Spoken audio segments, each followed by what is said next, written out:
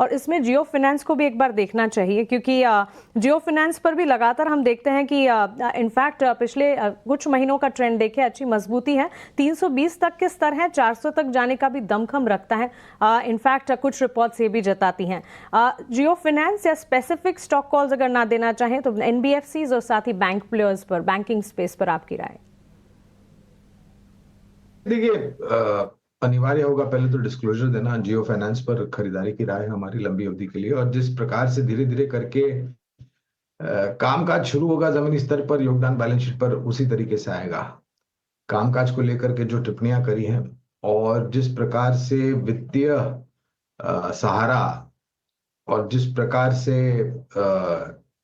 Technology और पहुंच का जहां तक सवाल है, तो ये सभी चीजें मेरे ख्याल से काफी सकारात्मक रूप से जियो फाइनेंस सर्विसेज के साथ खड़ी हैं। मैं तो इतने हद तक कहना चाहूंगा मानसी कि अगर आपने पोर्टफोलियो खड़ा किया है शेयर बाजार में अच्छी सक्षम कंपनियों का और क्षेत्र का, तो मैं तो ये राय दूंगा कि आपको अनिवार्य यह है कि आपका पोर्टफोलियो का एक अहम हिस्सा वित्तीय क्षेत्र होना चाहिए, जहां पर सरकारी बैंक, निजी क्षेत्र की बैंक और मजबूत एनबीएफसी। तो और नतीजे दूसरी तिमाही के सरकारी बैंकों के कुछ हद तक काफी अच्छे आए हैं, इस पे कोई दो राय नहीं है।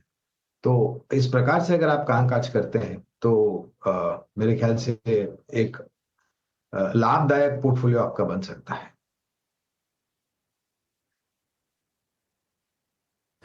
ठीक है, काफ़ी दिनों बाद एक वर्ड सुना है, लाभदायक। तो लाभदायक पोर्टफोलियो बनाने के लिए गुरांग सर की आप सारी राय मानते रहिएगा, समझते रहिएगा, सुनते भी रहिएगा। खैर, इस बीच नरेश मिरानी भी मेरे